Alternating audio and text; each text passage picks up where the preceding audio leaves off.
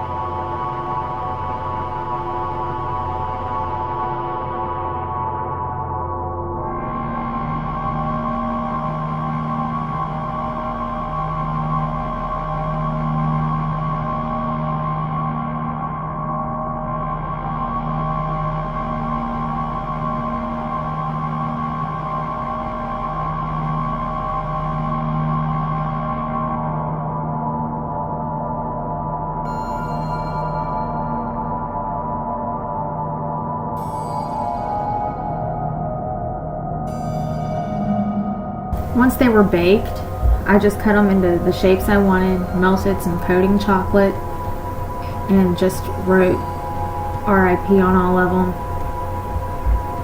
If you want to get fancier, you can use buttercream and everything else and write whatever you want on them. It's just easier to write rest in peace on these, I think.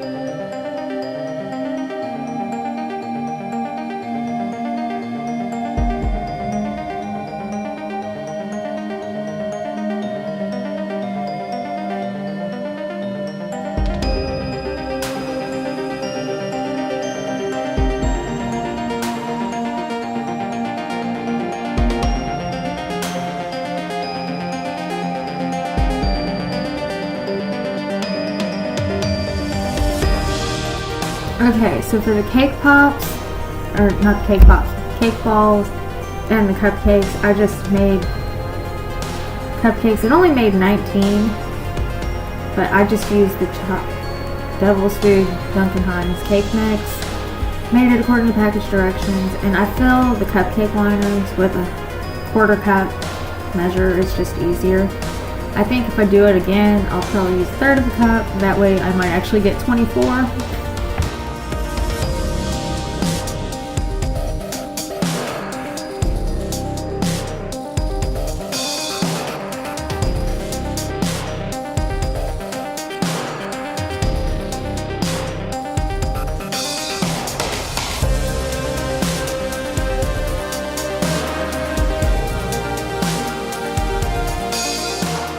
But once they are baked and cooled, you can decorate them however you like. I chose to make my buttercream recipe and colored a few different colors and decorated it as eyeballs, a vampire bite, and a werewolf. For the eyeball, I just took some eyeballs that I bought from Walmart, and they are edible, and I colored some of my buttercream like electric green. And I just did a swirl, and then I decorated with the eyeballs.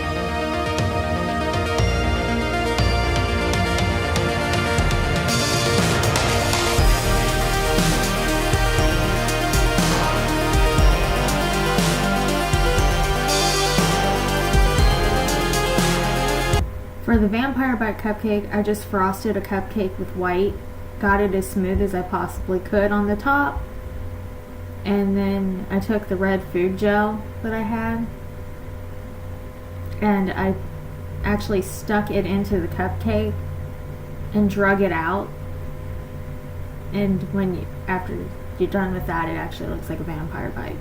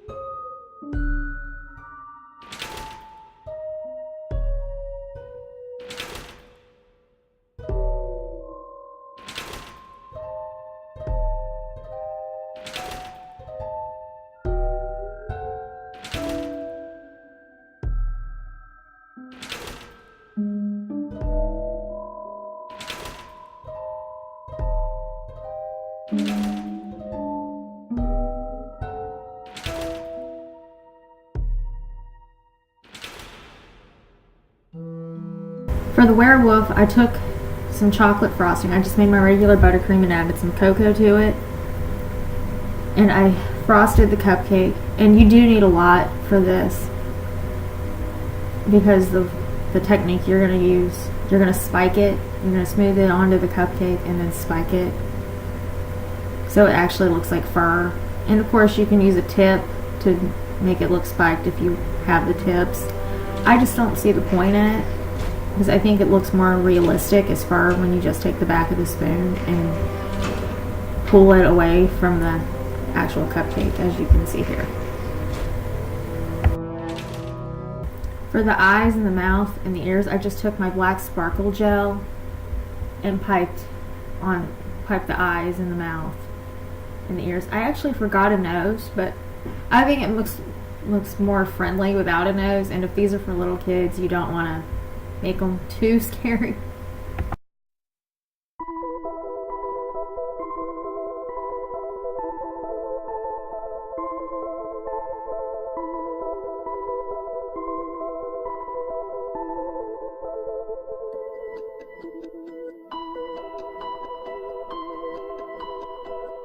Okay, so to make the cake balls, all you need is frosting and cupcakes. I ended up tearing up 4 cupcakes in total and using about probably half a cup of frosting.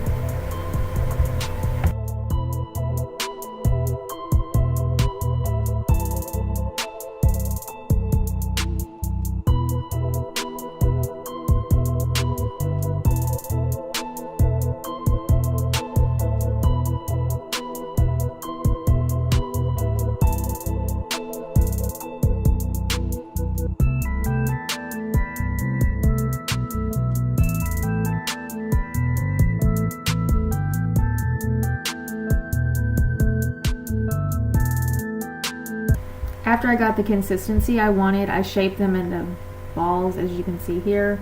And then I just stuck the cake balls in the refrigerator for about 20 minutes. If you put them in the freezer, you could probably go a little bit less time.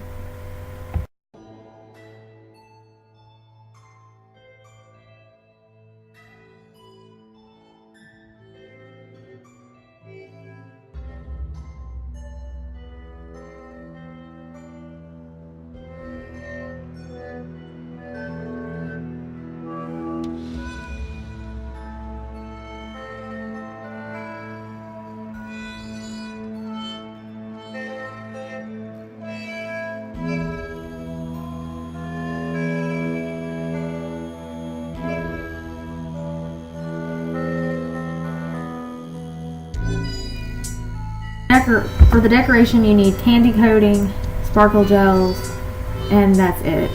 I just melted my candy coating for 1 minute and 30 seconds in the microwave. I used 3 of the blocks in this package, and after I melted it, I covered each of the cake balls in it, and then I stuck those back in the refrigerator to harden.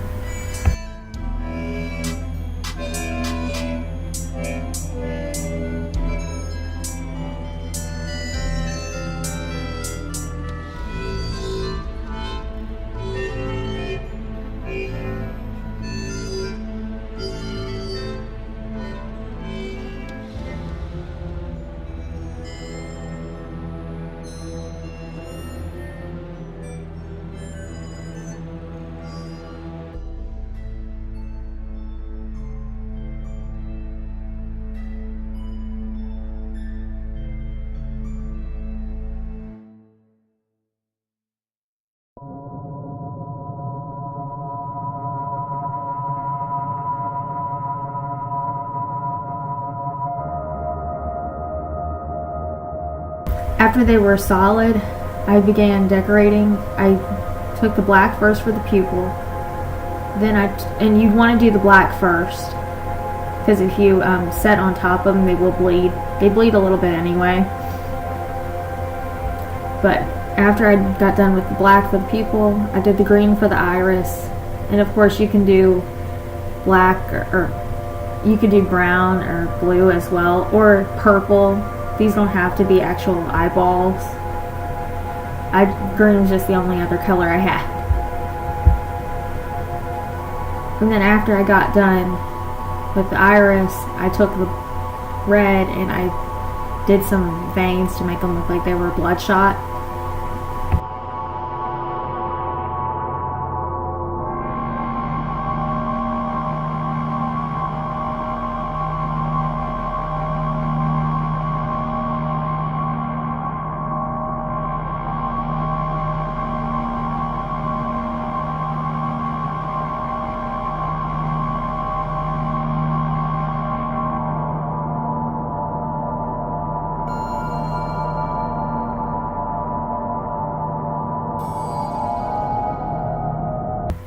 Okay, so for my roast in the graveyard, I first started with my pudding. I did 2.5 cups, or 2.25, yeah, no, 2/3 cups of sugar, a 1/4 cup of cocoa powder, 3 tablespoons of cornstarch, 1/4 teaspoon of salt.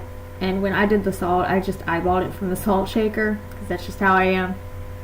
Then I stirred it all together, and then I mixed in 2.25 cups of milk,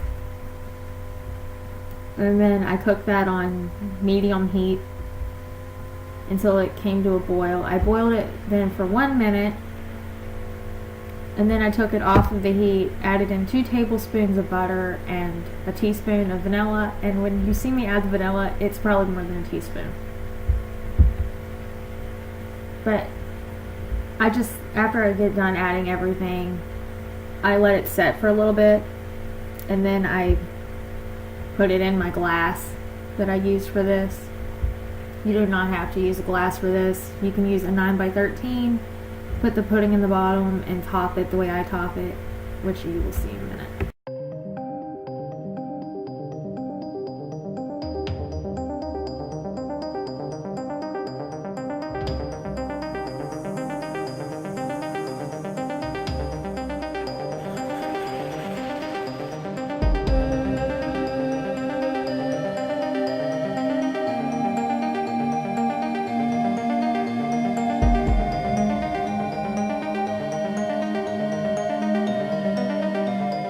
As you can see, I put my pudding in a glass. I put this in the fridge to let it set.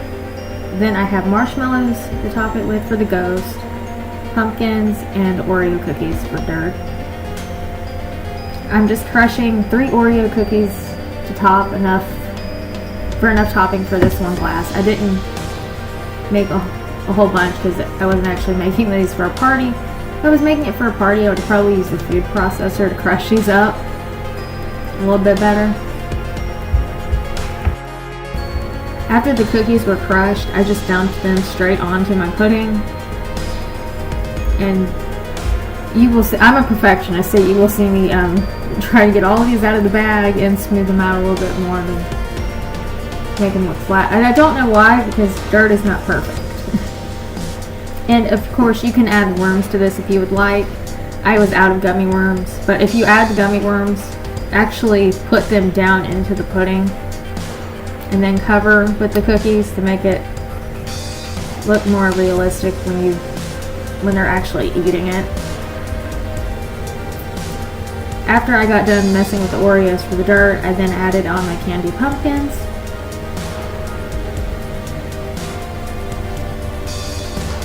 That's just what they look like. You can kind of see the little jack-o'-lantern face. But I really like these. I think they're a cute little decoration. And then after I got done adding in my pumpkins, you will see me add in my mini marshmallows as my ghost. You can add in other cookies as well for tombstones. Just don't crumble them up. And if you are making this in a 9x13, I recommend using a big marshmallow, chopping it in half, and placing it on there. I don't think you need the whole gigantic marshmallow. But I like using the minis and making these single serving sizes. It's just easier, and that way you don't have a bunch of people arguing over them. When we used to make these for my Halloween parties, the little kids would always argue over them. So we just started making them like this.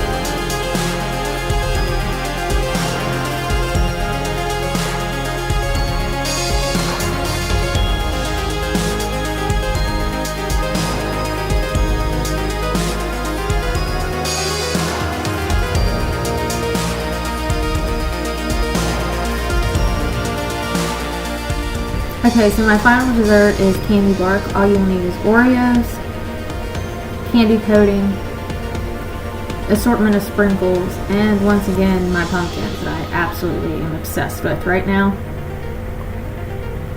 In order to do this, you will melt your candy coating. I only did 2 ounces for this because I'm only making a small batch. Of course, the bigger the more you want to make, the more chocolate you will have to melt. So I just scooped it onto this cookie tray lined with wax paper. And do not forget to line your cookie sheet or it will not come off. And just smooth it out. And like I told you, I'm a perfectionist, so it took me forever to smooth this out and get it the way I wanted it. And you don't want it too thick, but you don't want it too thin either, because it needs to support the weight of your decorations that you put on top of it.